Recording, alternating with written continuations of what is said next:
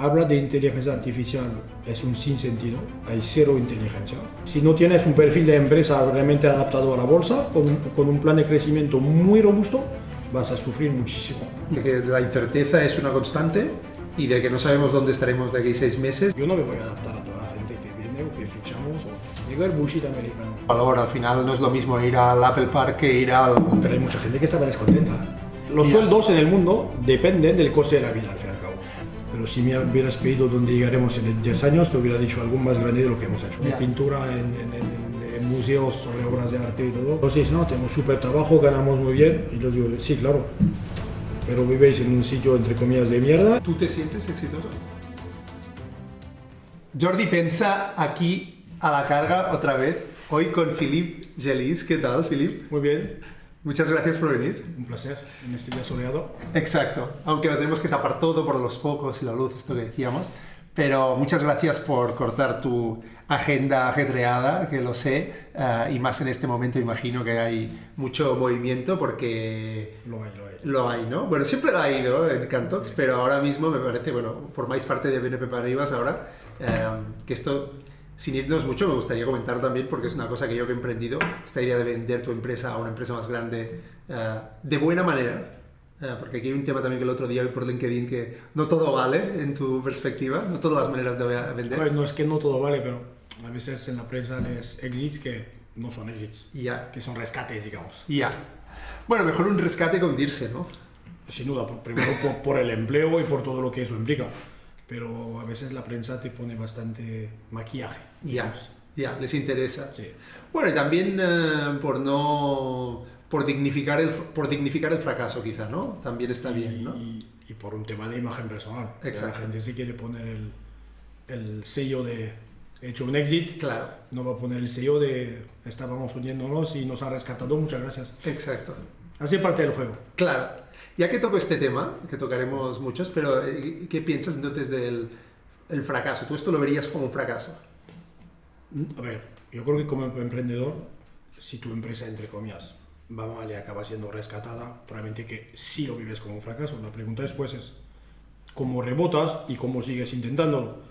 Yo creo que al final hay muchos que dicen que hay que no buscar el fracaso, pero hay que vivir el fracaso de manera positiva. Yo creo que nunca lo vives de manera positiva, lo que tienes que saber hacer es después rebotar y seguir, pero son dos cosas diferentes. Cuando nos hacen las fail conferencias sobre fracaso, a ver, es muy bonito, pero la gente que ha fracasado, si les preguntas, han sufrido mucho. Otra vez es aceptarlo personalmente, socialmente y saber rebotar e intentarlo otra vez. Eso sí que es muy positivo, pero yo creo que el fracaso es algo duro durante un periodo. Durísimo, sí. Seguro.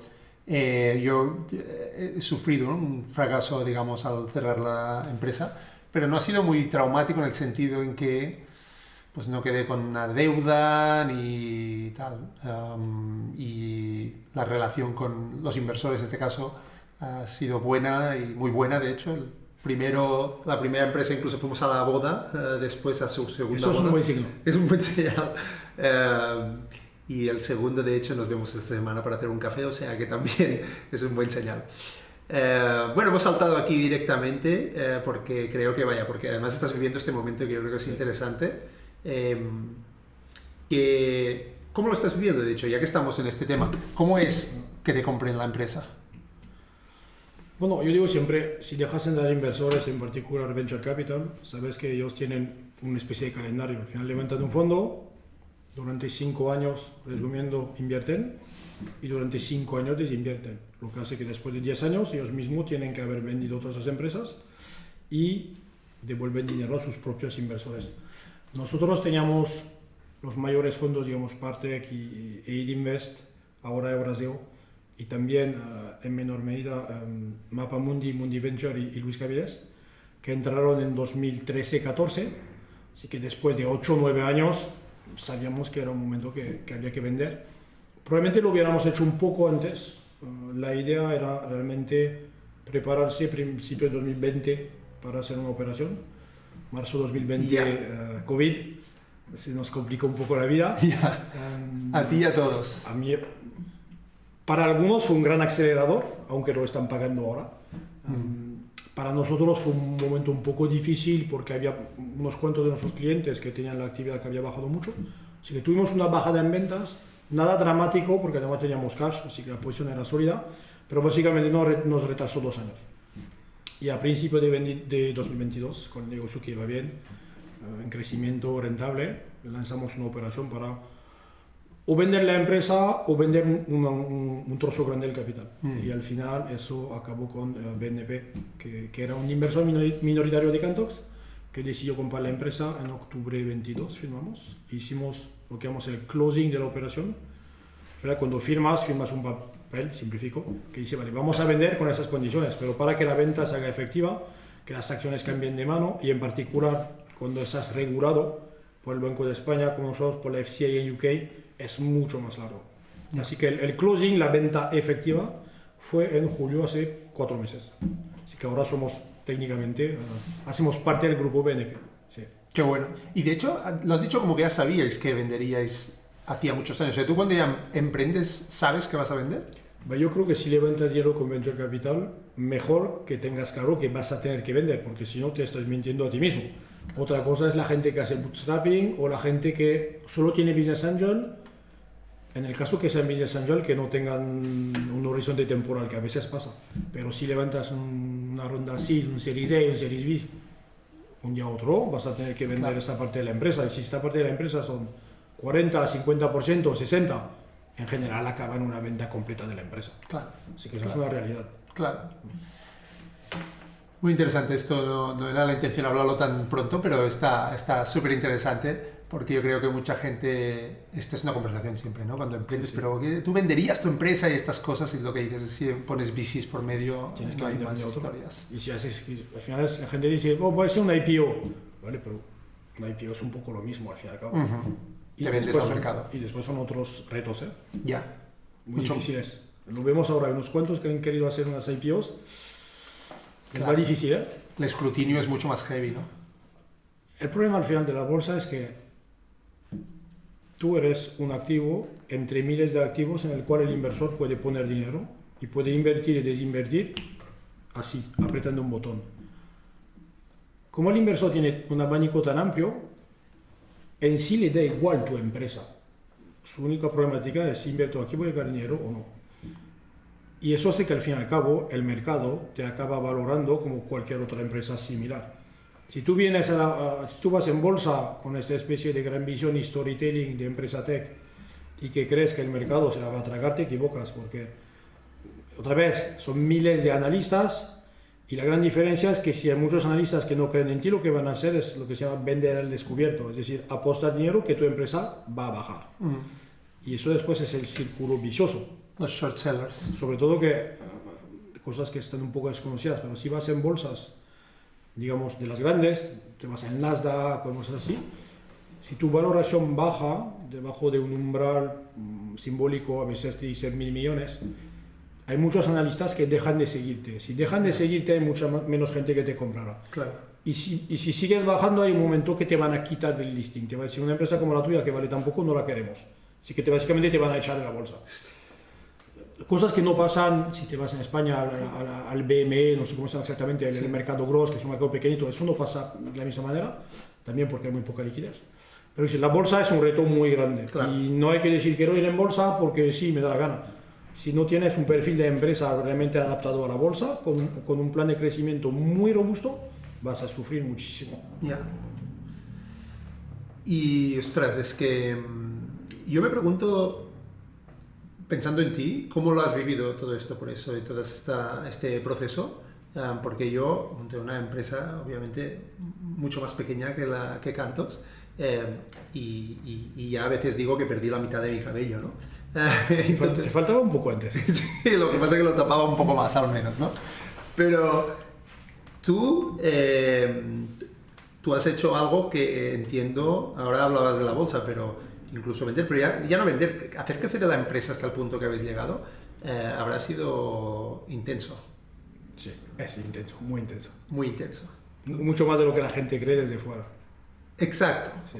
Exacto, porque yo de los años que hace que te conozco nunca te he visto, obviamente porque el contexto que te he conocido también, ¿no? No he trabajado para ti, pero muy afectado por la tensión. Es una persona que va a estar directo al grano, luego hablaremos del no bullshit y tal, pero no te he visto, entonces me pregunto cómo has gestionado tú todo este crecimiento en los últimos años. Es que al final, digamos, cuando pasas la etapa muy early stage, digamos, donde ahí todo es incierto y tienes que aceptarlo, llega un momento después que cuando la empresa empieza a estar, digamos, razonablemente organizada y consolidada, al final tienes que enfocarte solo en el medio y largo plazo. Lo que quiero decir es que hay problemas de corto plazo que tienes que solucionar, pero al final tienes que aprender a no dejar que el corto plazo te afecte. El problema de hoy, al final te lo tienes que comer con tranquilidad, se va a solucionar. Tienes que mantener el foco en el medio y largo plazo. Y eso te permite no sufrir demasiado los altibajos del día a día. Ya. Hay gente que se hace muchas montañas de los problemas pequeños y medianos del día a día, y eso yo creo que acaba afectándoles mucho a largo plazo. Si te lo tomas siempre con calma, yo creo que te permite tener más perspectiva y te permite al final no crear tensión inútil. Porque si al final el día a día te afecta mucho, de una manera u otra eso lo vas a transmitir a todo el mundo en la empresa. Y eso crea tensión, estrés. Tú al final tienes que generar, entre comillas, esta tranquilidad. Yeah. Nos pasó durante el COVID, cuando creo que el COVID empezó a final de marzo 20, nosotros a partir de abril, sobre todo mayo, teníamos una parte grande de la cartera, sería el 40% más o menos, que eran clientes del mundo travel. Este 40% de la cartera se hundió a nivel de revenue un 90%. Así que básicamente de un mes a otro perdimos 40% del revenue. Pero sabíamos que COVID iba a pasar tarde o temprano, que la gente iba a seguir viajando, entre otras cosas, y teníamos cash. Así que al final dijimos, mira, vamos a tratar de quedarnos tranquilos, eso es una cosa que hay que pasar, no podemos hacer nada, la empresa es robusta, tiene dinero, sobrevivirá, lo que tenemos que hacer es transmitir tranquilidad a la gente, no estresarles y preocuparles más, ya que muchos estaban muy preocupados por temas a veces médicos, familiares, y creo que eso lo hicimos bien, pero otra vez, porque tratamos de no enfocarnos en el corto. Evidentemente, si no hubiéramos tenido cash, hubiera sido otra cosa. Pero tienes que construir al final este entorno, esta organización que sea robusta, resiliente, para decirlo de otra manera, y tomarte las cosas día a día con calma. De hecho, has tocado otro tema que quería comentar, que es esta gestión de las personas, porque yo algunas veces que sí que te he visto hablando más de trabajo, cuando hicimos el programa Menorca, por ejemplo, o en algunos casos, o cosas que has hablado incluso en LinkedIn, sobre todo este tema del no bullshit, a veces que parece quizá un tema como muy... Directo, sí, no sé qué palabra usar, pero las personas a veces, digamos, en la gestión de las personas abunda el bullshit, por decirlo de alguna manera. Y a veces... No solo de las personas, abunda el bullshit en general, en el mundo y en el sector tech también. Pero esta es la cuestión, ¿cómo lideras personas cuando hay cosas que quizá hay algún tipo de bullshit en cuanto a personas que tienes que aceptarlo y que está bien hasta cierto punto, ¿no? Que es, bueno, no sé cómo... Las personas, a ver, para mí la cultura de empresa, porque al final es un poco eso que hablamos, ¿vale? Al final te dicen que la cultura de empresa es algo que vas a construir, que tienes que definir, que formalizar, un documento, con values, con mil cosas. Lo tenemos hecho, como mucha gente, pero digo, al final la cultura de empresa, el 90% es una sola cosa, es el comportamiento de los fundadores, y el comportamiento de los fundadores, al final, eso es la cultura. Y eso no va a cambiar. Y cuando fichas gente para que se adapten y que estén cómodos en esta cultura que al final es el comportamiento de los fundadores. Yo no me voy a adaptar a toda la gente que viene o que fichamos, o la gente se va a adaptar, entre comillas, a mí en nuestra cultura. Si no se adapta, es un fichaje equivocado.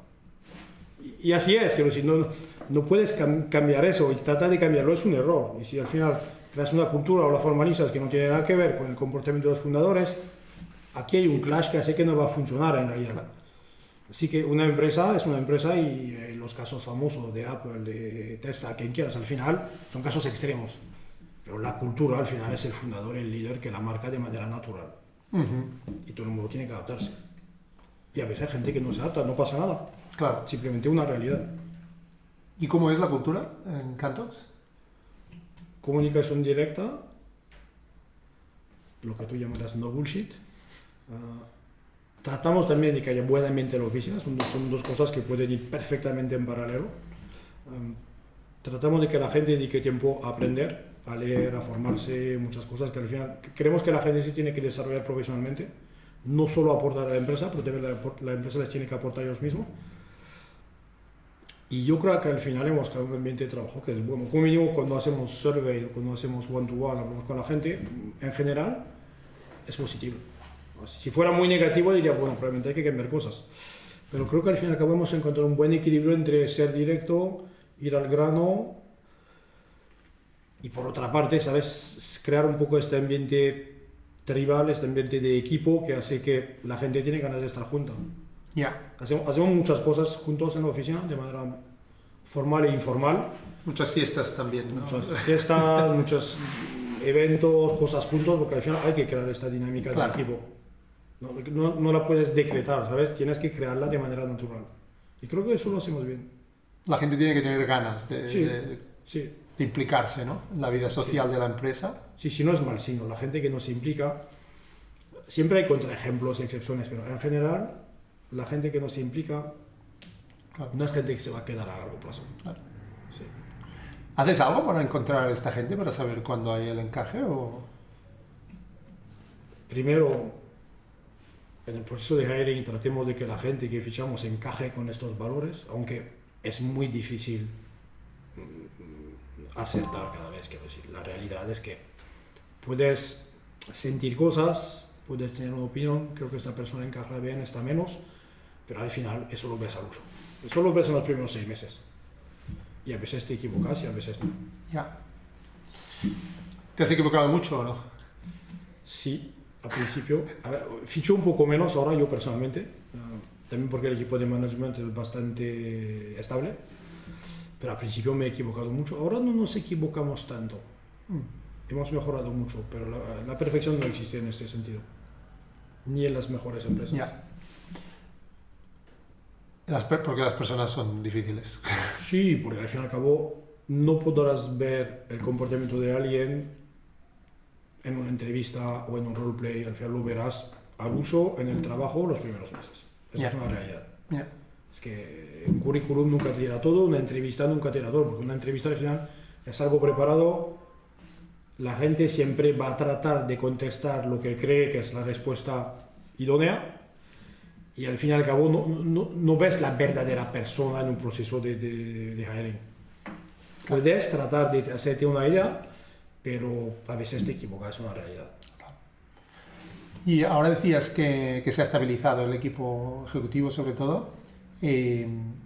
¿Cómo ha cambiado estar en BNP Paribas? ¿Ha cambiado la empresa? O sea, ¿se está convirtiendo en una parte de BNP Paribas o seguirá siendo muy independiente? Somos independientes, así que no hay nadie del banco que ha venido a trabajar con nosotros. Somos una filial 100% del grupo. Hay procesos y políticas que adoptamos, porque al final temas de, no sé, recursos humanos, en sentido muy amplio, temas de legales, de regulación financiera, o sea, hay cosas que tenemos que alinear con ellos, pero después por lo demás somos bastante independientes, cosa que al final es importante porque tienes una cultura, lo peor que puedes hacer después de un proceso de venta es cambiar esta cultura demasiado. Claro. Tienes que protegerla al máximo, evidentemente que habrá cambios, pero a más la vas a cambiar, mayor es el riesgo de que al fin y al cabo esta boda no funcione. Así que son matices, hay que ir poco a poco. No es fácil porque evidentemente el comprador siempre quiere, de cierta manera, que te fundas en su propia cultura, pero sabes que eso no es realista y sobre todo no lo puedes hacer rápido. Claro. Así que eso es mi nuevo reto. Así, ¿eh? Claro, Es un reto cultural. Sí, proteger la cultura es la clave. Claro. Porque es muy diferente, ¿o qué? Yo creo que no hay dos empresas con culturas muy similares. A veces te dicen, cuando compro una empresa trato de asegurarme que realmente haya un cultural fit. Sí, claro, pero nunca hay dos culturas que son iguales. Nunca. Evidentemente son dos empresas, mismo sector, mismo tamaño, misma antigüedad, entre comillas. Claro que probablemente hay más fit natural, Pero la realidad es que son personas y que lo quieras o no, siempre hay diferencias. Ya. Que hay que pulir esa cosa y eso es complicado. Súper complicado, imagino, ¿sí? Más con una empresa tan grande que sabes que ellos no van a cambiar. No, es imposible. Es Claro. imposible. ¿Hay algo de la cultura? Te he dicho un tema que también te quería preguntar. De tu cultura francesa que haya influido tanto en este proceso con BNP Paribas como en la cultura de Cantox. En este proceso no creo que realmente haya influido mucho. Lo que sí ha influido es que al final nos teníamos de inversor minoritario, así que nos conocían. Nos conocían porque vendíamos el producto juntos a sus clientes, estaban en el board, así que había ya un acercamiento, digamos, operativo. Y eso sí que al fin y al cabo es importante. Y en la cultura de Cantox no creo que haya algo realmente muy influenciado por mi cultura francesa en particular. Sí, ¿eh? Yo creo por mi personalidad probablemente, pero por mi cultura francesa no lo tengo tan claro, no. Tenemos 44 nacionalidades, para darte una idea, somos mega cosmopolita. Así que la cultura de Cantox, a nivel realmente, si piensas cultura país, ya es una mega mezcla de cosas, ¿sabes? Así que y va evolucionando sin parar. Ya. Así que no creo que haya una influencia realmente de un país en particular. Ya. Claro que tenemos más españoles, las catalanes, Claro. debe ser probablemente un cuarto o un tercio de la empresa, es el mayor grupo, pero aún así, a nivel de idiomas hablamos inglés por defecto, Claro. pero según con quién estás, puedes hablar en francés, en italiano, en catalán, en español, en lo que sea, así que realmente hay muchos idiomas que se hablan en la oficina. Yo creo que es un mix muy grande y creo que nos conviene al fin y al cabo. ¿Ha sido intencional, quizá, incluso, o qué? No en el sentido que fichar para diversificar los orígenes, yo creo que sería una variable que al final, una especie de discriminación positiva que yo creo que no aporta en sí. Yo creo que hay que fichar los mejores. Si el mejor lo encuentras en Kenia, tenemos a alguien de Kenia, pues perfecto. Si está en Aleya, perfecto también, ¿sabes? Es que Ya. no fichamos por origen ni nada así, pero la realidad es que al fin y al cabo tenemos una empresa súper diversa. Es curioso esto, ¿no? Que tanto se habla de diversidad y las empresas todas hacen un esfuerzo y vosotros no lo hacéis y la tenéis esa diversidad. ¿Por qué crees? Porque sois, ya vosotros, tanto Tony como tú no sois de Barcelona, venís y... ¿o qué? Es verdad que de los las 4 fundadores... Perdón, yo creo, como os conozco a vosotros dos, siempre digo sí, vosotros también dos. tienes John, que es americano, y Ajá. Marek, que se unió un poco antes de empezar, que es eslovaco. Así que ya 4 fundadores, 4 nacionalidades. Probablemente eso de manera no consciente ha influido, pero como tenemos una manera de fichar que se basa mucho en hacer pruebas con la gente, pruebas técnicas, especie de pequeños exámenes, cosas muy, entre comillas, objetivas. Pero si tienes a alguien de muy lejos que aplica y que te parece bueno, pues está en el proceso y perfecto. ¿Sabes? Y también te digo, usamos para algunos puestos, usamos agencias, pero no tanto. Al final se usan mucho agencias por defecto, se va a enfocar más en el mercado local y nacional. ¿Por qué? Porque es ahí que sabe dónde va a ir a buscar talento. Donde tienes un network además la agencia. Claro, si lo haces súper abierto, al fin y al cabo, gente de cualquier país puede implicarse en el proceso. Yo creo que también esa es una de las razones. Pero no, nunca fichamos a alguien porque es de lejos y decimos, súper, una nacionalidad más. No, eso es irrelevante. ¿Y no hacéis nada de remoto tampoco? No. ¿O sí? Nada, ¿eh? No. Esto... Yo no creo en la cultura. No remoto. crees en el remoto, ¿eh? Sí, el remoto te mata lo que llamaba antes, el lado tribal y el lado equipo, entre comillas, deportivo. Hay empresas que funcionan bien. Yo tengo un amigo que montó una empresa hace 8 años, ahora 9, bastante grande, a nivel de ingresos, que ha levantado mucho, en remoto desde el día 1, 2014, cuando nadie hacía remoto, entre comillas. Pero tiene la cultura de remoto 100% desde el día 1 y les funciona bien. Pero yo cuando hubo muchas empresas que no hacían remoto, que un día han dicho, ahora remoto a tope, Y no ha funcionado. funciona, pero ahora están pagando el precio. Yo me acuerdo cuando empezó el COVID, hubo esta gran... Es un poco siempre lo mismo, y paraba del bullshit. Empezó el COVID. Llegó el bullshit americano, de todas esas grandes empresas tech, que ya se inventan que todo el mundo remoto, que fabuloso, que será otro mundo. Vale, genial. Acaba COVID, piden a todo el mundo de volver a la empresa. ¿Qué pasa? Estas empresas tech han empezado a fichar en todo el mundo. ¿Cómo haces para llevar a alguien de Kenia, de África del Sur, de Argentina a la oficina en Barcelona? Pues evidentemente no puedes. Así que ya te encuentras que tienes una empresa en la cual la gente que viene a la oficina en Barcelona tiene ese lado tribal y equipo, y después tienes a la gente de segunda división que ves 2 veces al año en una especie de offsite, y en este offsite tampoco llegan a integrarse porque ya hay una tribu existente. Así que yo creo que sí puede funcionar, pero lo de haber ido a remoto a tope cuando llegó COVID fue un error tremendo. Y nosotros no lo hicimos, quiero decir. Dijimos siempre, no creemos en el remoto, sabemos que con eso nos perdemos una parte del talento que quiere trabajar en remoto. Claro que damos la posibilidad a la gente de trabajar unos días en casa cada semana, pero la gente vive suficientemente cerca para venir a la oficina 1 día, 2 días, 3, 4 horas a la semana. Así que es un híbrido, pero un híbrido, digamos, reflexionado. No fue una decisión impulsiva como muchos de ir a remoto a tope porque todo parecía mejor, y algunos dicen sí, la productividad aumenta, y dicen, bueno, vamos a ver. Los primeros meses aumenta la productividad, veremos en 2 años. Y se dan cuenta de que es difícil, sobre todo si tienes una empresa de B2B, por ejemplo, con unos equipos de ventas, Claro. gestión de equipos de venta, por poco que sea gente un poco junior en remoto, es difícil. Es difícil.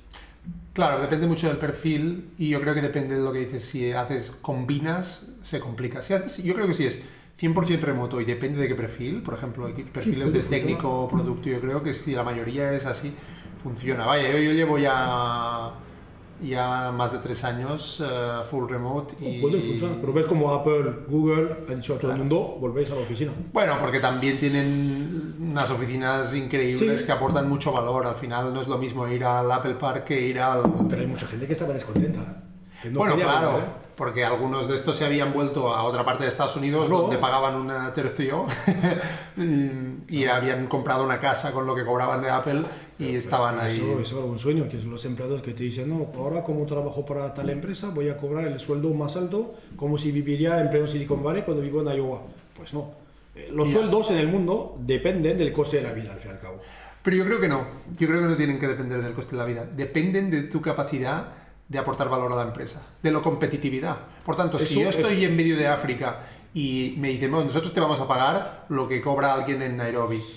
Vale, si esa es la realidad, lo acepto. El problema está, la grandeza está, yo quiero pensar, y ahora lo miro muy como empleado emprendido, pero ahora como empleado digo, es, si mi talento y mi aportación te aporta, pues entonces la empresa puede decidir ficharme igualmente por un sueldo más alto que Nairobi. No digo que el de Silicon Valley. Yo creo que eso siempre será una minoría. Yo creo que la gente que quiera hacer eso, perfecto. Ponte de freelance y vende sus servicios en freelance. Ya. Pero que una empresa te pague el sueldo de Nueva York en Nairobi, eso... No, quizá no el de Nueva York, pero... Yo me acuerdo cuando empezó todo este tema con COVID, hicimos un benchmark de sueldo. Nosotros cada 6 meses hacemos benchmark de sueldo para asegurarse que todo el mundo esté pagado correctamente. Ya. Evidentemente hubo un listillo que me dice, pero ahora el benchmark sí debería ser con Londres y París, ¿no? Y yo, sí, claro. O con Andalucía, ¿no? Con Jerez de la Frontera lo vamos a hacer mejor. Quiero decir, ¿sabes? Al final siempre era para ir al alza, eso no tiene ningún sentido. Y yo creo que eso no cambiará nunca fundamentalmente.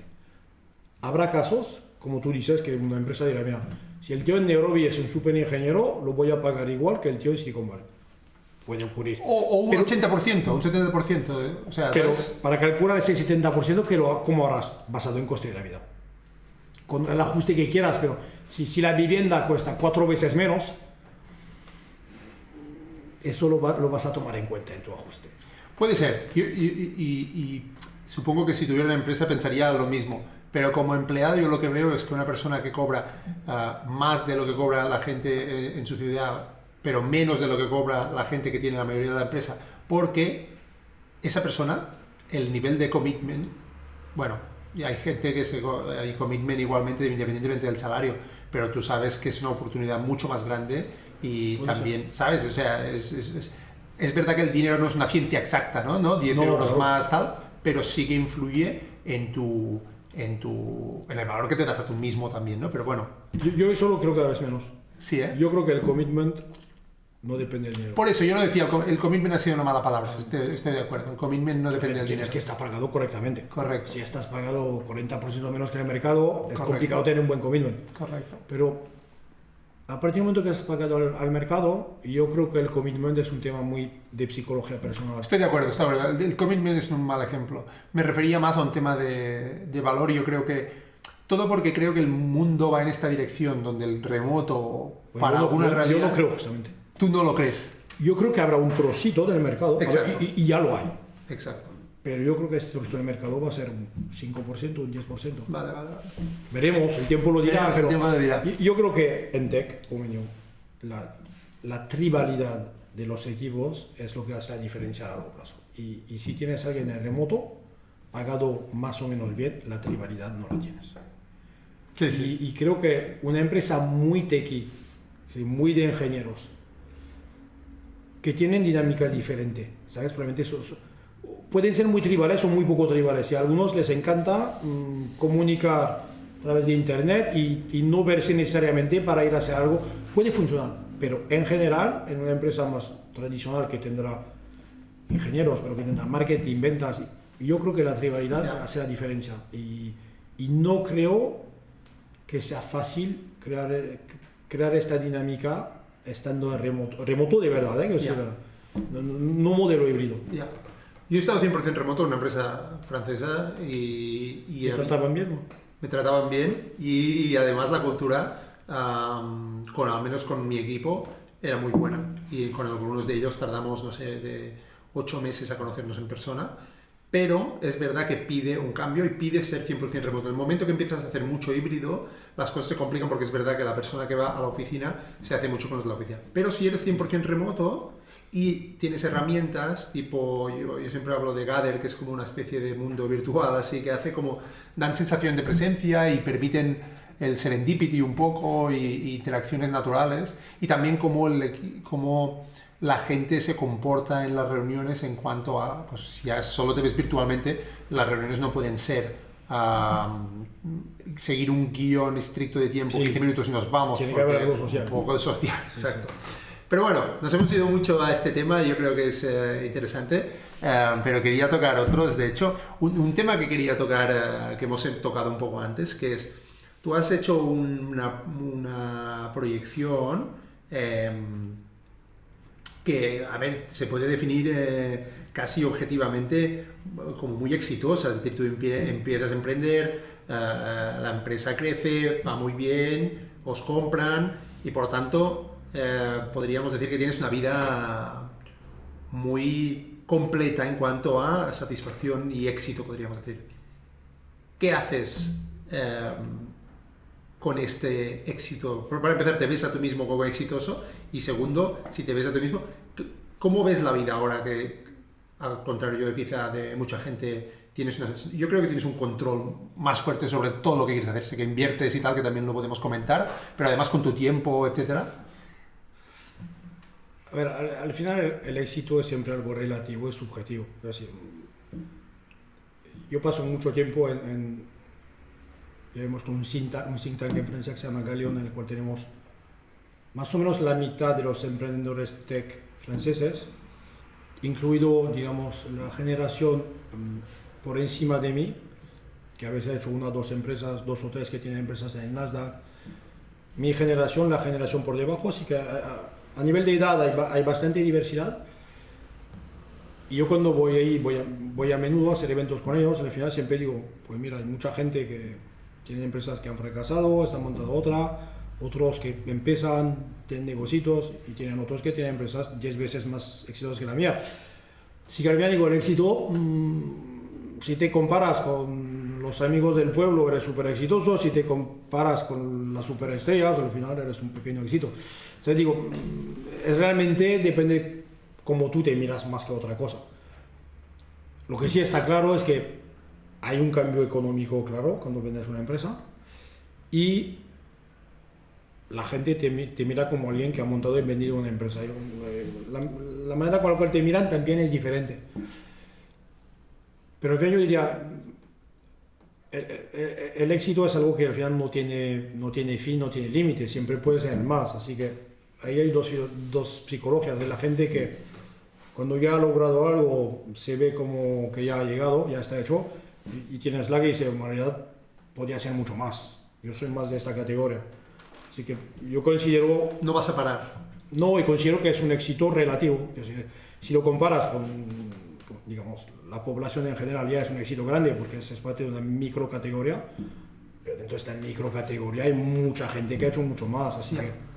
Bueno, esto porque también lo defines por términos económicos, ¿no? No, y también por tamaño de la empresa, Ya. por el alcance de la empresa, que si haces una empresa que, no sé, B2B, que toca decenas de miles de empresas, es otra cosa. Si haces una empresa B2C que toca decenas de millones de usuarios, también es otra cosa. Si has creado, somos 180, pues hay empresas tech de miles de empleados o decenas de miles. No lo miro solo económicamente, miro realmente el alcance, digamos, de la empresa o el impacto, no impacto en el sentido Ya. de moda ahora, de vamos a hacer el mundo un sitio Social, mejor. ya. Yo digo de impacto realmente puramente tecnológico y económico. Ya. Yo creo que se puede hacer tanto que... Pero, ¿y tú te sientes exitoso? Estoy contento de donde he llegado, sí. Pero no es Sí. completamente satisfecho, digamos. No, ¿ok? yo creo que nunca estaré completamente satisfecho. Vale. Al final, eso es tema de psicología personal. Yo creo que siempre se puede tener más, no necesito de dinero, pero tener más, lograr más. Así que sí, yo creo que se puede hacer más. Ya es un buen primer paso. Ya hubiera firmado hace 10 años para llegar a eso con Cantox, pero si me hubieras pedido dónde llegaremos en 10 años, te hubiera dicho algo más grande de lo que hemos hecho. Ya. ¿Sabes qué? ¿Quieres más? Sí, de cierta manera. Y pasa por Cantox, pasa por las inversiones que estás haciendo en startups o en empresas. No, inversiones es más algo que hago en paralelo, porque me gusta, tampoco le quiero dedicar mucho tiempo. Es que miro unos decks cada semana y de vez en cuando invierto poco para ser honesto. Y lo hago porque al final es una manera de ver cosas nuevas, conocer emprendedores, ayudarles, al final es una manera de hacer give back, pero no invierto con la idea de tener suerte y de invertir en una empresa que va a ser un exitoso increíble. Yo mido mi éxito únicamente a través de lo que logro yo mismo. Si meto en una empresa que es un super éxito, considero que es el éxito de alguien más. Vale, que ha sido una buena inversión eventualmente, pero es el éxito de alguien más, no es mi éxito. Entonces, sí. Vale. Otra vez, es un tema muy de psicología personal. Eso. Ya. Pero es importante, ¿no? La psicología personal. Tú Es piensas en... muy importante. Al final es la clave de todo. Ujú, ujú. ¿Tú has pensado alguna vez sobre esta idea de la autenticidad? No. ¿Te consideras auténtico? En el sentido...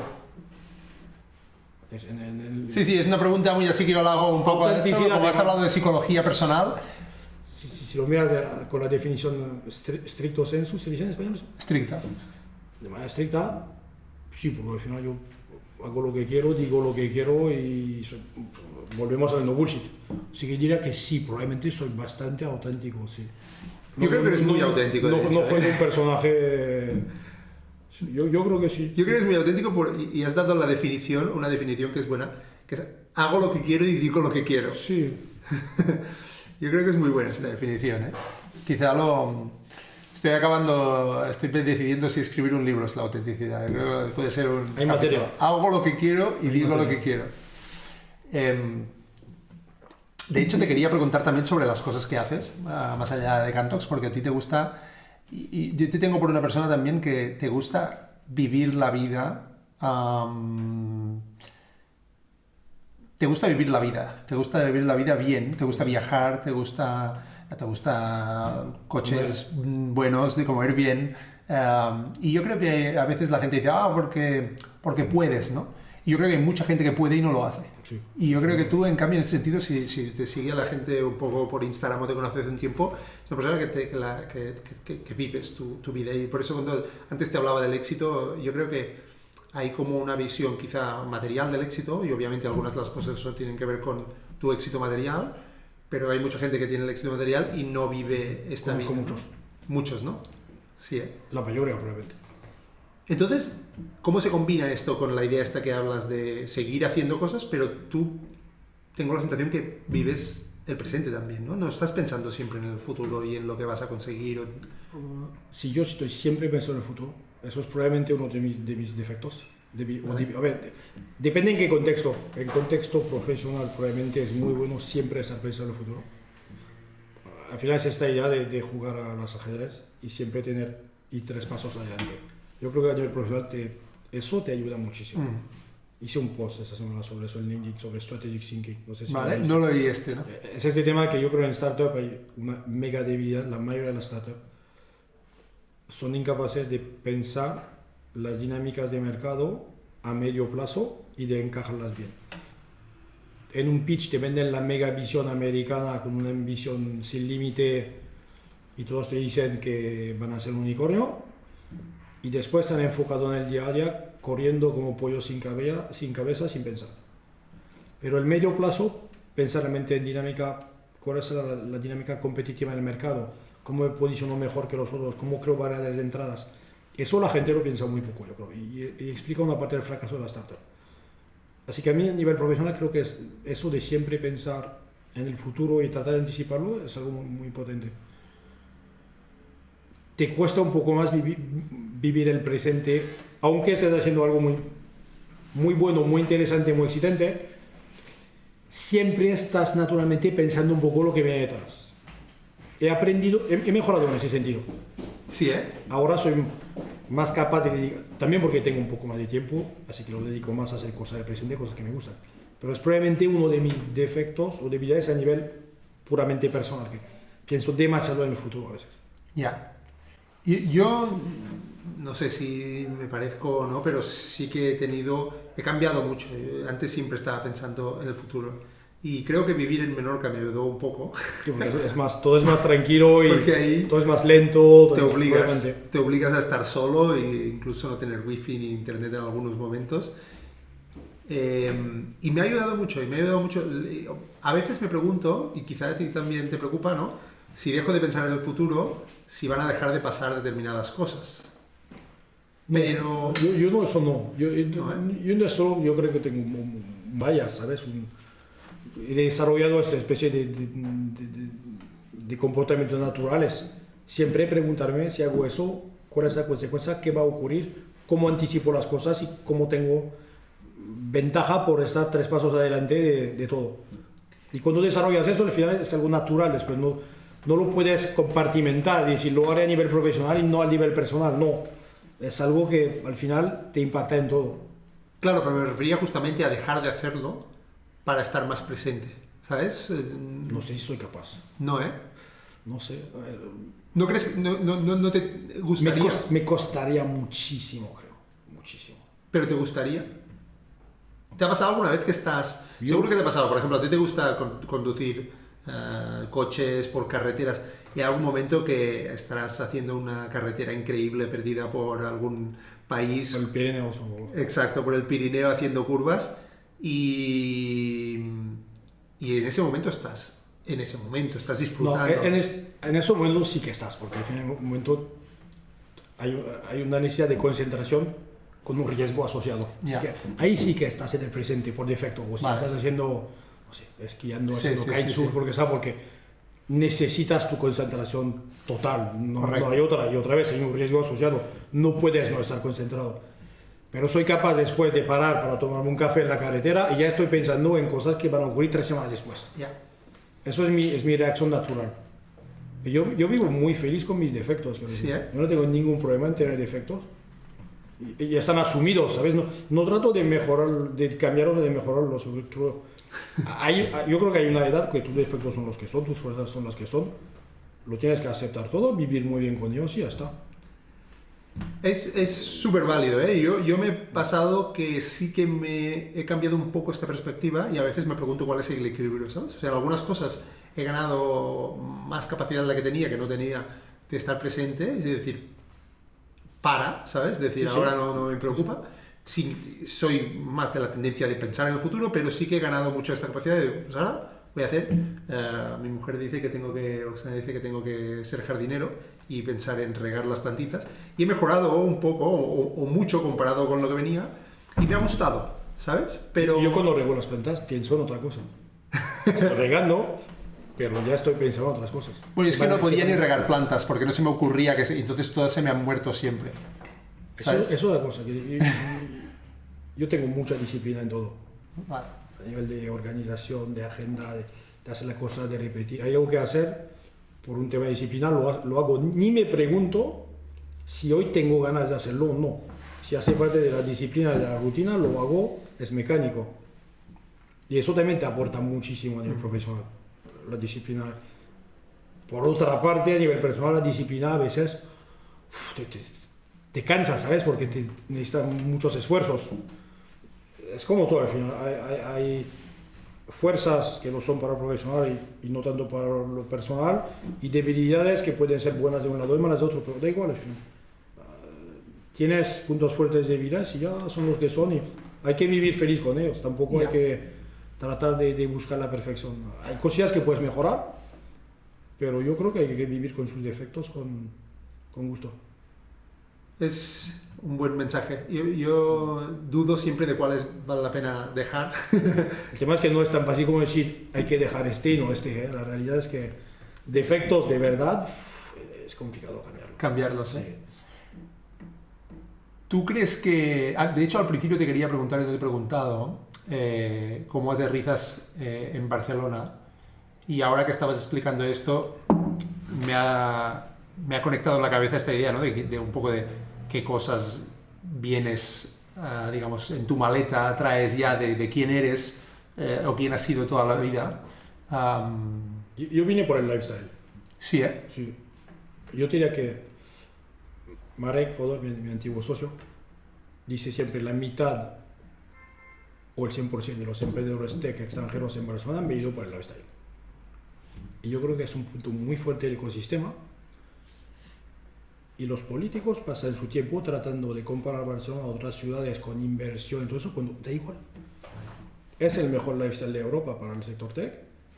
Hay que usarlo para atraer emprendedores que quieren un mejor lifestyle. No tratar de decir, se ha invertido el 60% de lo que se invirtió en París, no sé qué, da igual.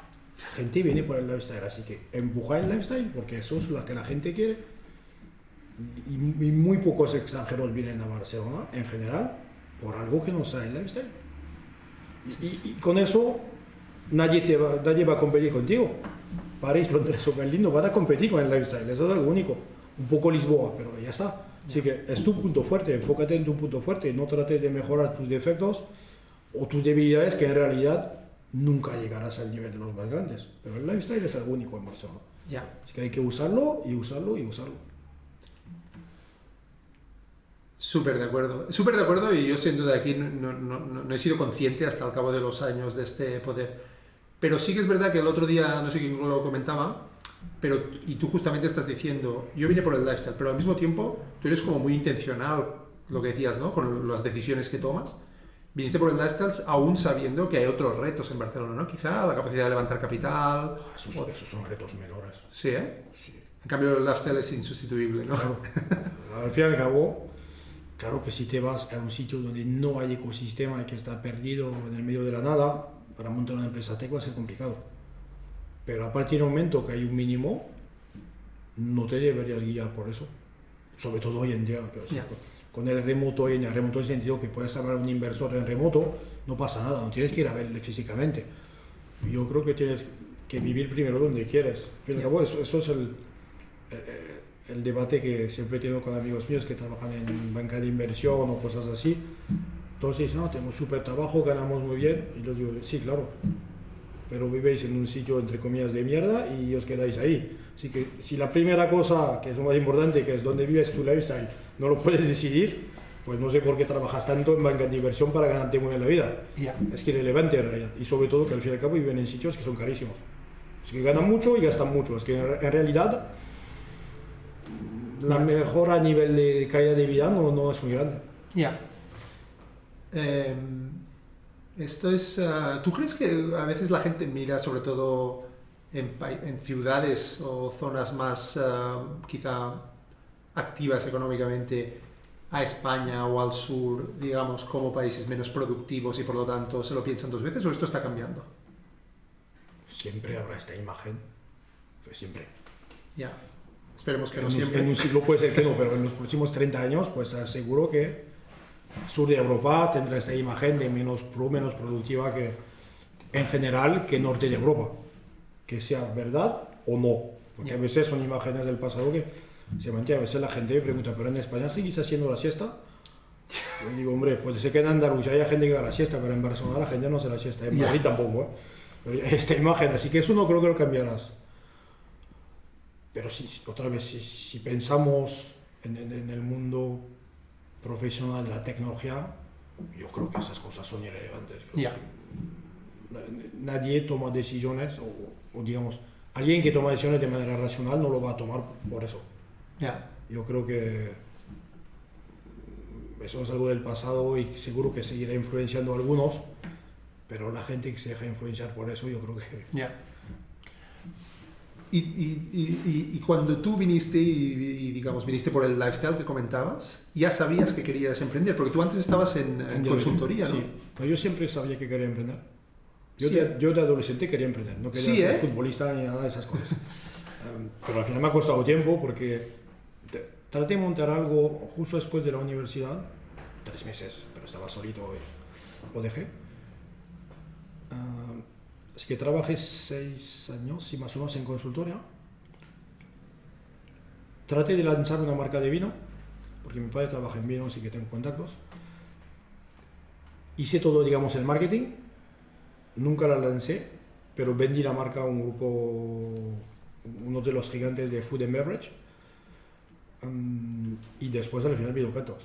Y Cantox es porque al final tienes la idea, en un momento que por medio casualidad encuentras el equipo, todos están dispuestos a arriesgarse y al final es este mix de idea, equipo, momento, y eso no es una ciencia. Cuando la gente me dice, pero ¿cuándo hay que lanzar la empresa? Y yo digo, a ver, claro que tienes que tener la idea, pero encontrar el equipo no es fácil y cuando las piezas empiezan a encajar es el momento, pero es arte, eso no es ciencia. Por desgracia hay mucha suerte, no se puede programar.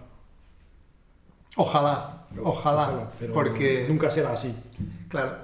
Yo de hecho, dicho sea de paso, pues en este periodo que he tenido un poco de espacio mental, me he planteado si volver a emprender y gente que me conoce mucho me ha dicho, no sé qué estás esperando, pero quiero, o sea, creo que es lo que dices, ¿no? O sea, se tienen que cruzar algunos astros, no todos los astros, pero algunos astros. Como mínimo, si tienes una buena idea, que estás convencido que es el buen momento para esa idea, que como mínimo has encontrado a alguien que puede ser un buen cofundador, ya empieza a ver los ingredientes, pero no es fácil, ¿eh? Porque la idea que tienes, probablemente hay 1000 personas que la tienen en el mismo momento. El tiempo que vas a estar al lanzarte, probablemente unos cuantos lo habrán hecho ya, lo que no quiere decir que tengas que abandonar por eso, pero probablemente ya te va a desmotivar un poco este tema. Después vas a tener que encontrar el cofundador idóneo. Tendrá probablemente que ser, o tendrá que haber un tequi en los cofundadores, cosa que es más complicado porque hay una escasez de ingenieros y la va a haber durante décadas probablemente, así que siempre será complicado encontrar un cofundador técnico. Así que claro, para tener todos esos ingredientes es complicado, es probablemente lo más difícil. Para mí el cofundador es lo más difícil. De hecho, las 2 empresas que he montado las monté sin cofundador. Pero eso nunca lo he hecho, pero debe ser también difícil, porque no tienes nadie para intercambiar, para contrastar ideas, sí, para motivarse, entre comillas, para ir juntos en los altibajos.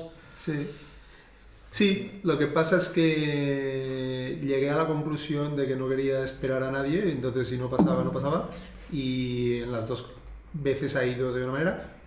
Tuve socios, y entonces, pues, cercanos, entonces, y aparte a mí no soy una persona que se sienta sola con facilidad, supongo, y entonces siempre, o en los casos, pues acababa involucrando gente, enseguida había como un equipillo y no era muy traumático. Pero encontrar esa persona complementaria es como... muy difícil. Como encontrar, bueno, la mujer de tu vida, ¿sabes? Es un milagro que... Entonces... Muy interesante. O sea, en vuestro caso el tema de los astros sí que se alinearon, se alinearon. Y tú querías ser emprendedor, decías, y estuviste... Yo creo primero porque trabajé en corporate un poco.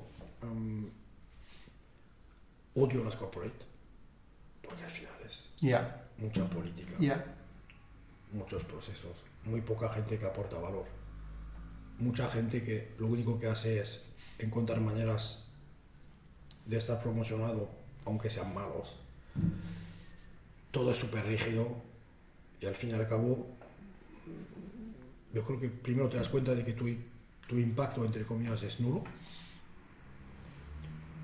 Es súper repetitivo. Estás lejísimos en muchos casos del cliente o del producto, ¿sabes? Es muy poco tangible todo lo que haces.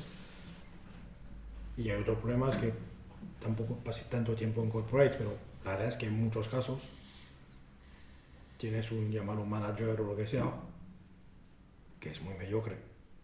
Porque probablemente si vas en una corporate y que tienes un manager que es alguien buenísimo, un super líder, probablemente es otra vida.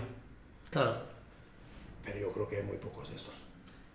Así que en realidad acabas en una especie de gran cosa, gran organización, bastante mediocre, en el cual el desarrollo personal yo lo veo muy limitado.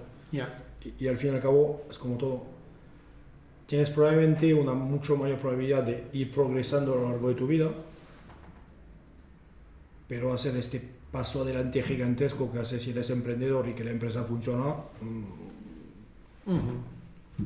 es día y noche. Para volver a la discusión del principio, pero de cierta manera, yo ahora tengo la independencia de hacer lo que quiero como quiero, ¿sabes? Y en una multinacional es al revés. Así que no es para mí.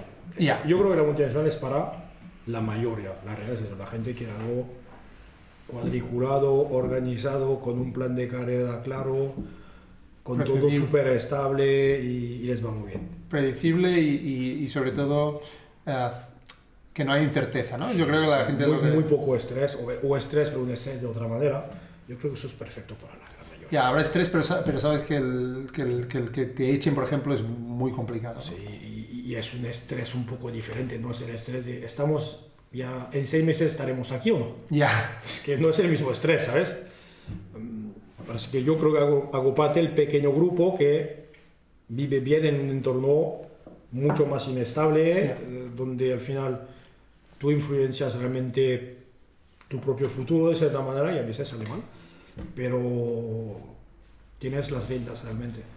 Pero yo creo que cada vez más gente tendrá que aceptar que esa es la realidad, ¿no? De que la incerteza es una constante y de que no sabemos dónde estaremos de aquí 6 meses, aunque obviamente pues habrá siempre esta ansia de estabilidad, pero... Y es más, el otro día, hace no mucho, leía también en LinkedIn una persona que decía la primera, no sé si decía, la primera Billion Company con 10 empleados o con menos de 10 empleados ya ha nacido, ¿no? Quizá, que es como esta idea de que con la inteligencia artificial cada vez habrá muchas más empresas, pero mucho más pequeñas, que dependen de infraestructura tecnológica y de poco talento. ¿Tú lo crees esto? Yo de inteligencia artificial entiendo muy poco técnicamente, ¿Vale? para contextualizar. Yo creo que en el campo de la inteligencia artificial estamos al máximo nivel del bullshit. Yo creo que la inmensa mayoría de la gente que habla de AI o de cómo funciona o de lo que va a aportar no tiene ni puta idea de lo que está hablando. Y si escuchas realmente gente muy potente en AI, que si por ejemplo en Francia tenemos uno que se llama Julia, no me acuerdo su nombre, que es el tío que cofundó y co-creó Siri, que vendieron a Apple, que fue director de AI de Samsung durante 15 años. Y es alguien que tiene 55 60 años, que ha hecho AI desde hace 40 años. Ya. Te dice, habla de inteligencia artificial, es un sinsentido, hay cero inteligencia. Ya. Los algoritmos de inteligencia artificial no son mejores ahora que hace 15 o 20 años. Dice, la única diferencia es que tenemos esta cantidad gigantesca de datos para que ahora la AI pueda trabajar.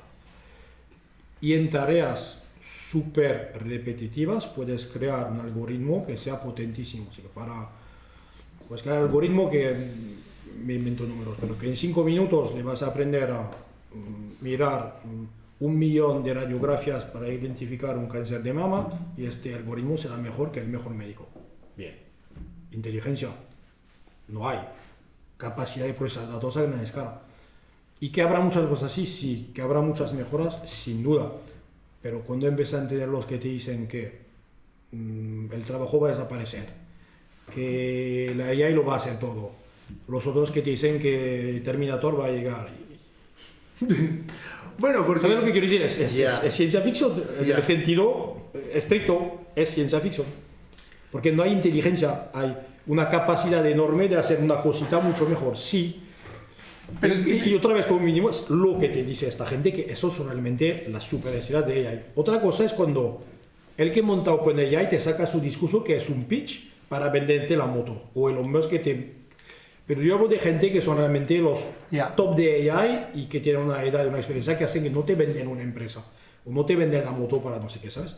Y al final te dicen, puede hacer cosas extraordinarias, pero no hay ninguna inteligencia y no puede reemplazar el ser humano para cualquier cosa que no sea una tarea súper repetitiva, ¿sabes? Así que es ahí que... Sí, yo creo que nos ha pillado un susto el hecho de que haga una cosa muy sorprendente. Sí, exactamente. Que parece que piensa. Estoy de acuerdo de que no piensa y no sabemos cuántos años, si es que estamos en el camino correcto de la inteligencia general. Y él te dice, nunca pensará.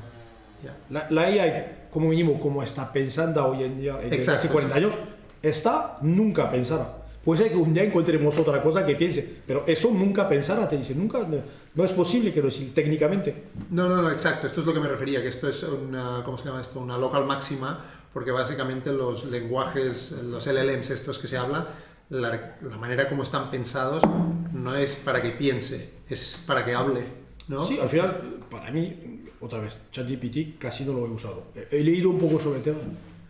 Al final, ChatGPT es la misma cosa que Google Search. ¿Que Google qué? Que Google, el buscador. El buscador de Google, lo que hace ahora, te saca los 10 mejores artículos, tú te los lees y te haces un resumen.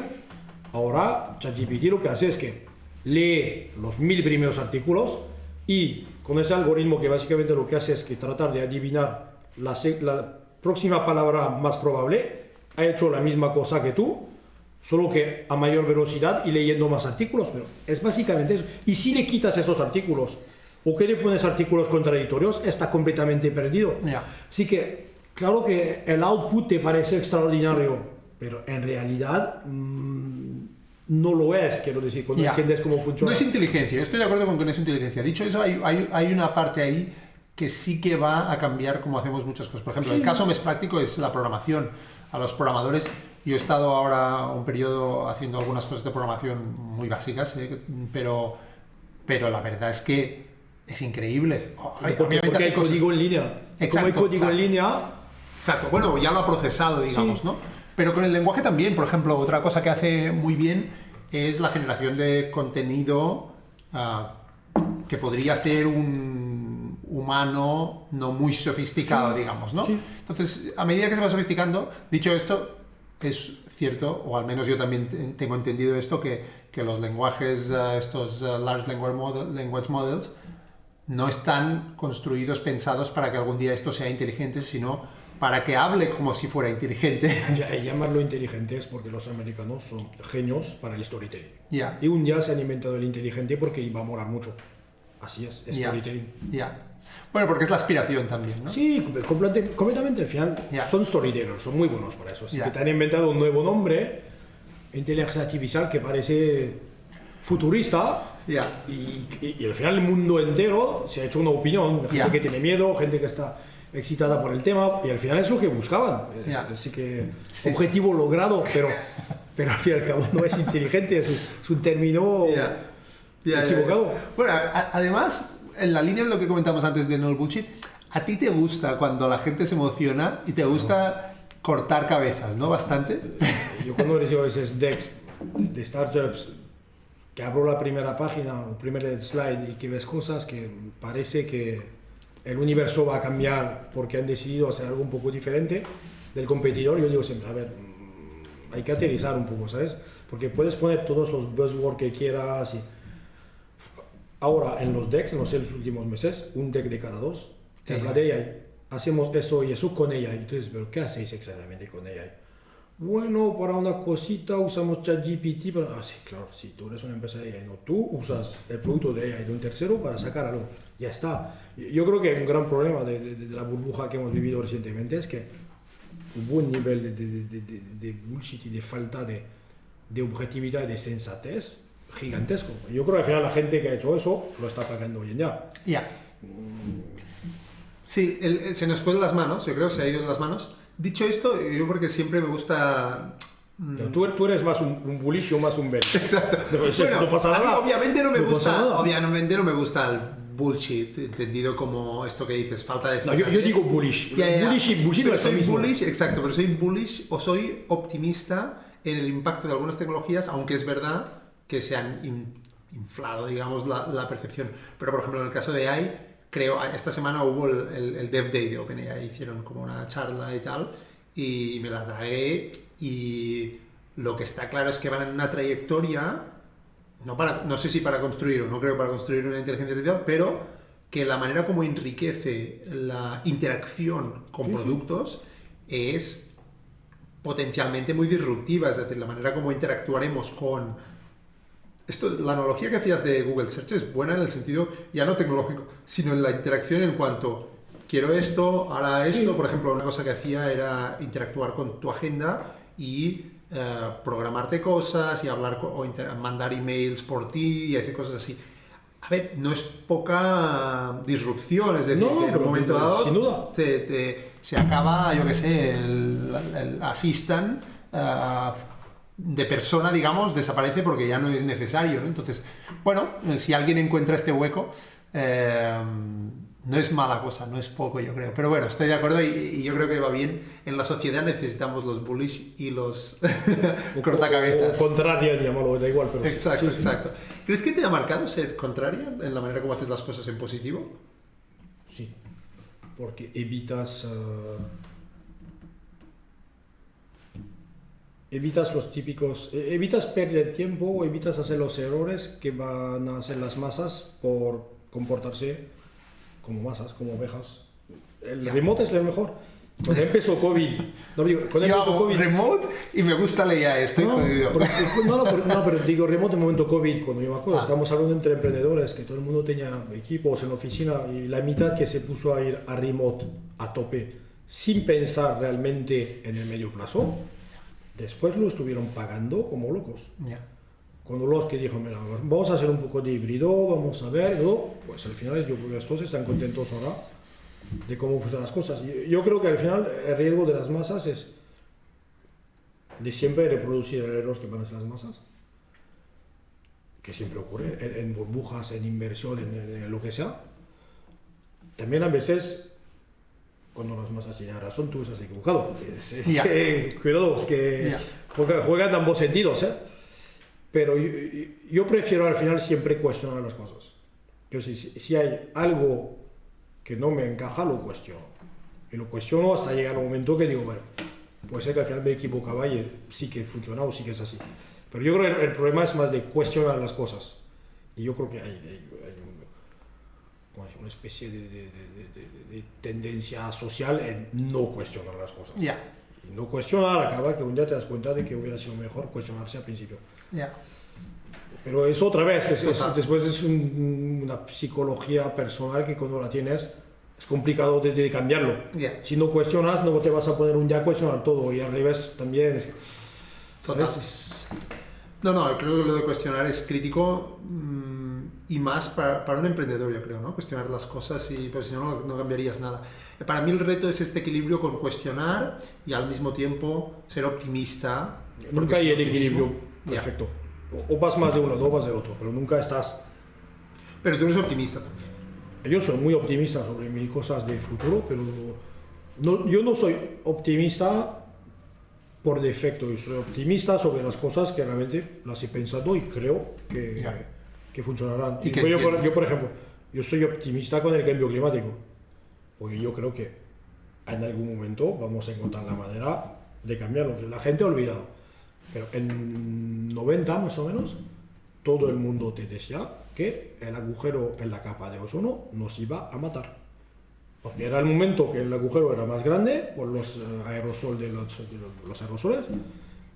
Y claro, no había redes sociales, pero tú mirabas las noticias en la tele o leías la prensa, te decían, con eso en 20 años estamos todos muertos, quemados por el sol. Así hemos parado los aerosoles, hemos cambiado una parte química y ahora 30 años después el agujero sigue, pero ha empezado a reducirse y es un problema del pasado. Que durará 20 o 30 más años para realmente desaparecer completamente, pero al final hemos llegado a hacerlo cuando era súper pesimista en este momento. Y yo creo que ahora es lo mismo, que hay consecuencias ya, que habrá más, pero en general encontraremos maneras. A ver, y la manera la tenemos. La manera es la energía nuclear y hay 4 gatos en el mundo que lo tienen y hay países que han decidido dejar los alemanes, que son unos locos completos en ese sentido, pero ahora estamos cambiando completamente. En Europa, la mitad de Europa quiere ir a muerte con la energía nuclear. En Estados Unidos también, Bill Gates invierte desde hace años. Quiero decir, yo creo que vamos a llegar a encontrar la solución, costará algo de tiempo, habremos hecho algo de daño, sin duda. Pero en esto, por ejemplo, soy optimista de la gente que ya cree que vamos a morir todos y no sé qué. Y que van a poner pintura en museos sobre obras de arte y todo. De hecho, ahí tocas un tema... pero aparte del tema de digamos, los sprays y tal, ¿crees que vamos a solucionar el cambio climático? Y quizá, por ejemplo, el tema de los eléctricos no hace falta. La electrificación como tal. Al final, es lo de siempre. El coche eléctrico sin energía nuclear es una estupidez.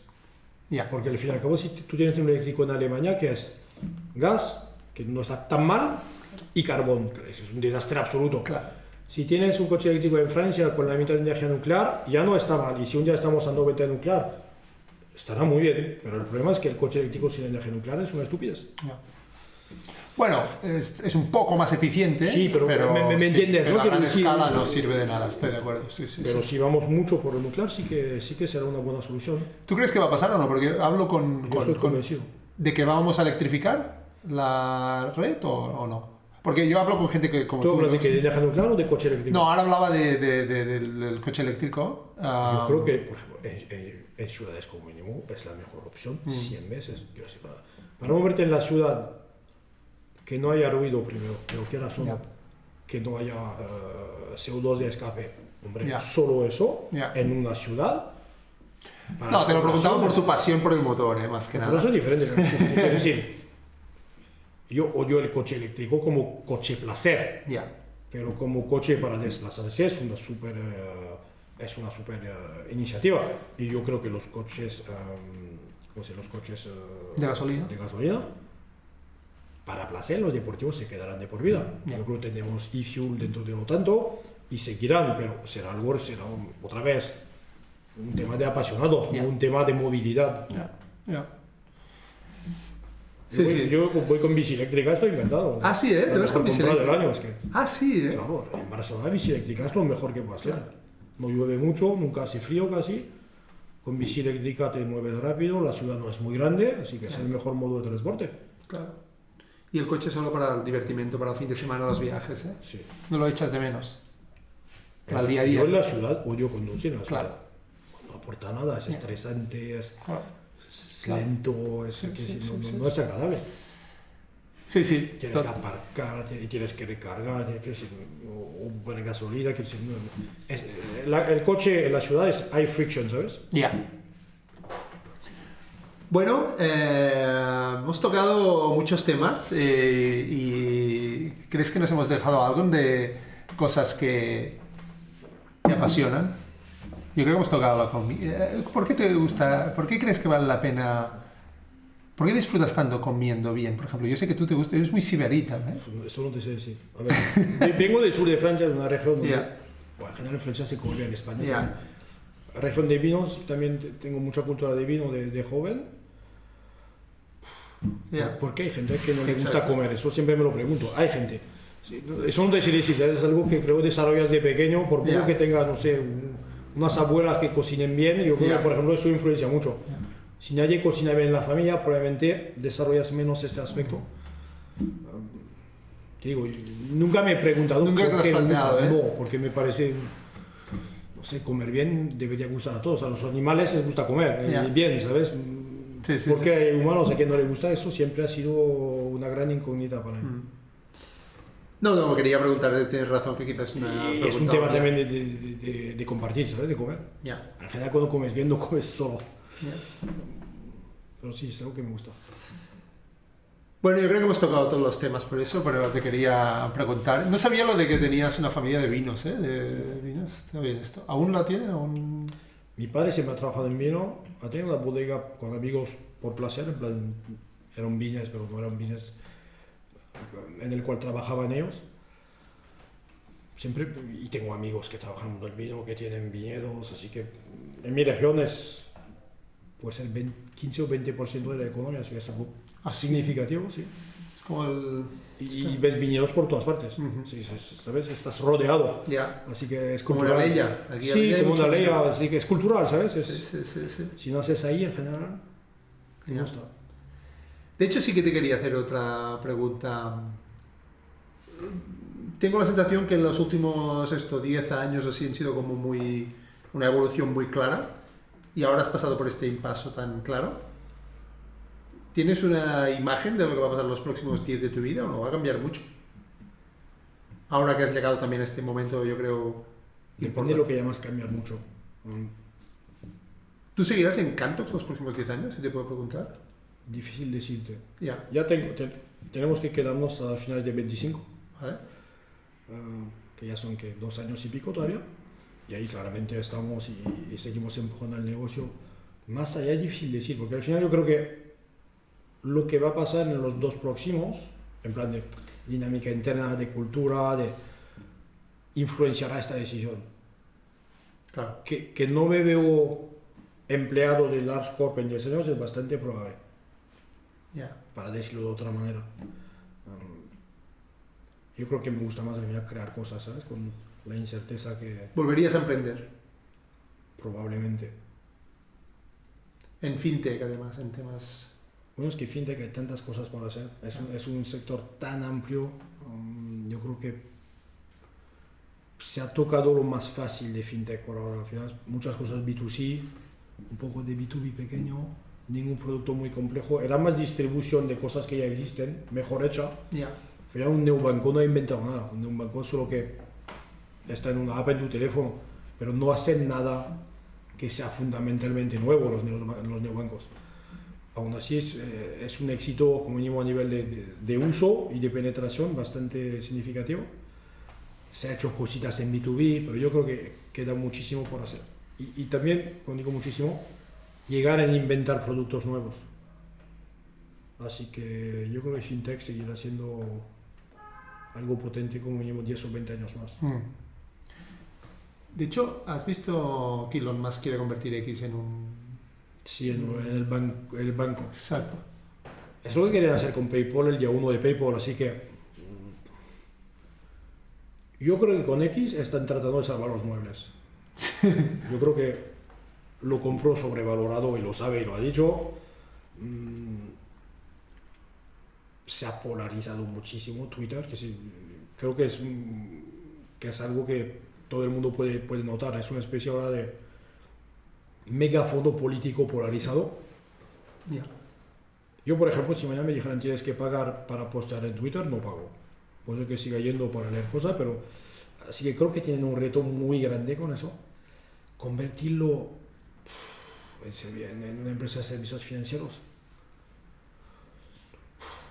Dramático. Puede ser que funcione, quiero decir, es difícil decir, pero me cuesta ver como un producto que ya tiene 15 años o un poco más de 15 años ahora, con un alcance tan enorme en el mundo, se pueda convertir en una especie de banco, sobre todo que ahí va a tener que ir país por país, por tema regulatorio. Claro. Llegar en que eso funcione en Estados Unidos solo, que ya sería un gran achievement, Ya. creo que va a ser difícil, pero que realmente Twitter, más allá de muchas zonas del mundo, sea un servicio financiero, Ya. De hecho, esto es lo que ha hecho Apple, ¿no? Que se ha centrado mucho en Estados Unidos con su producto más bancario. Sí, porque Apple, si quitas Apple Pay, a mí Apple Pay no es un servicio financiero, ¿sabes? Y Apple, perdón, cosa importante, todo lo que hace al final es con alguien detrás, ¿sabes? Yeah. Tienen una tarjeta Apple, pero es Goldman Sachs detrás. Y parece que está yendo fatal para Goldman y que quieren salir del tema. Así que Apple, que lo está haciendo entre comillas muy pequeña escala, considerando el tamaño de Apple, que para ellos es un side business, haciéndolo bien, poco a poco, con un iPhone en la mano de cientos de miles de personas. Va arrancando, pero que Twitter se pueda cambiar de manera rápida en algo que se parezca a un banco, ahí lo veo un poco difícil. Pero otra vez, creo que al final lo que trata de hacer es salvar los muebles, porque yo creo que ven que no llegan en monetizarlo como quisieran para que la compra sea entre comillas rentable y que puedan pagar todo lo que han levantado de deuda. Y ahora están tratando de hacer cualquier cosa, pero yo lo veo complicado, la verdad. Sí, de hecho esta semana me parece que ha sido, anunció su propio, pero este va más en la línea de lo que decías antes, su propio ChatGPT, no sé si lo has visto. Sí. Yo creo que no veo cómo podían hacer rebotar Twitter como esperaban. No como esperaban, sin duda, porque es lo que dices, entró en un momento que... Creo que lo pagó 44.000 millones. Sí, y cuando se ejecutó la compra, el valor en real eran 22.000 ya, o sea, ya... Y ahora son 10 o 15, creo, algo así. Yo creo que... Le ha salido muy mal al tiro, vaya. Yo creo que aquí hemos visto el problema de la impulsividad y el ego, ¿sabes? Yo creo que el hombre se ha metido un poco demasiado en política en el sentido de querer participar a la vida política. Y al fin y al cabo, esa jugada de comprar Twitter, probablemente creyendo que le permitiría ponerse aún más, al fin y al cabo, yo comprar Twitter era como cuando Bezos compró el Washington Post. Pero evidentemente no es comparable a nivel de producto. Y una cosa lo compras 300 millones cash y la otra la compras 44.000 millones con deuda y se te sale por la culata. Y sobre todo con Tesla por un lado, SpaceX por el otro, y en el momento... Están demasiado salados este hombre. Él decía y dice que él compró Twitter por esta visión del free speech, ¿no? Habla mucho. Yo creo que sí, yo creo que el tío es una especie de... ¿cómo se dice? De talibán del free speech. Que el free speech está bien cuando la gente que habla es gente sensata, digamos, educada, que dice cosas que se pueden decir. Cuando el free speech es dar eco a todas las fake news y los más charados del mundo, yo creo que el free speech no es eso, el sentido estricto. El free speech no, el free speech es que la gente pueda hablar libremente y que no haya una especie de media dominado por una persona o un partido político que pueda pasar el mensaje que le dé la gana. Eso asegurarse que no pase y que haya free speech, pero free speech, otra vez, no es que cualquier idiota del mundo pueda manipular la información, mentir. Y es difícil porque el problema es que no sabes, o sea, no tienen manera de controlar. De hecho, lo que han hecho ahora es esto de hacer pagar. La gente ha dicho, hostia, que hacen pagar a todo el mundo, pero en realidad lo que ha hecho es que... La gente se compra un sello para decir... Bueno, también, pero lo que ha hecho es que muchos bots que eran gratis y era un tema mucho más fácil de hackear, ahora al costar dinero hay mucha menos basura, digamos, ¿no? Y la otra cosa es que ha creado lo del Community Notes. No sé si lo has visto esto. Sí, cuando hay un tweet y es muy... y dicen algo que no es cierto, hay una serie de gente que como la Wikipedia tiene como unas medallas y pueden dejar una nota debajo del tweet. No sé si lo has visto alguna vez esto.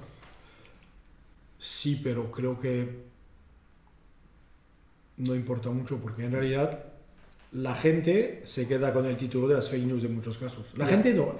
Si la gente cuestionara las cosas, no habría problemas tanto de fake news y de manipulación. Pero como la gente no cuestiona y se queda con el título o el tweet, la realidad es que después digas, oh, pero eso creemos que no sea verdad o no sé qué, o hay una noticia que dice lo contrario. Eso lo hace porque al final para que el regulador no le dé. Por eso lo hace. No creo que haya tanto impacto realmente en cómo se difunden fake news. O sea, ahí tocas el tema otra vez de cuestionarse, ¿eh? ¿Tú crees que hay alguna manera de promover que la gente se cuestione más las cosas? El problema número uno, si lo piensas, es que si piensas el mundo entero, digamos, ¿vale? O mundo entero, digamos, occidental en sentido amplio, la gran mayoría tiene un nivel socioeducativo bajo. Gente que tiene un nivel socioeducativo bajo difícilmente va a cuestionar las cosas en un mundo lleno de información, ¿sabes? Primero porque no ha sido, entre comillas, preparado y formado, aunque hay gente muy bien formada que tampoco cuestiona las cosas, pero si piensas en el mundo de antes, al fin y al cabo había mucha gente, se informaba leyendo periódicos y mirando la tele. Había 4 periódicos, uno a la izquierda, uno a la derecha, uno al centro, y había 4 televisiones con un poco, digamos, de contradicción y free speech. Y la gente, ahora te digo, yo creo que la mayoría de la gente se informa a través de Facebook y Twitter, que tienen algoritmos que polarizan. Sobre todo Facebook, yo diría, en ese sentido, ¿no? Puede ser más Facebook, pero simplificando. Al fin y al cabo, si la gente se informa con redes sociales que polarizan y con fake news, y que es gente no suficiente educada para cuestionar las cosas, pasa lo que pasa. Y pero eso es difícil cambiarlo. Exacto, no se puede promover cuestionarlo. No a gran escala, porque al final la gente no está cableada para cuestionar las cosas, eso es la realidad.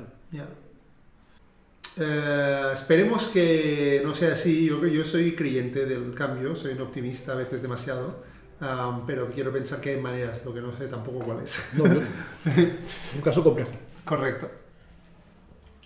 Philippe, muchísimas gracias por venir, ha sido un mega placer. No sé si quieres añadir algún mensaje final, pero tú mismo si... Montar empresas. ¿Montar empresas?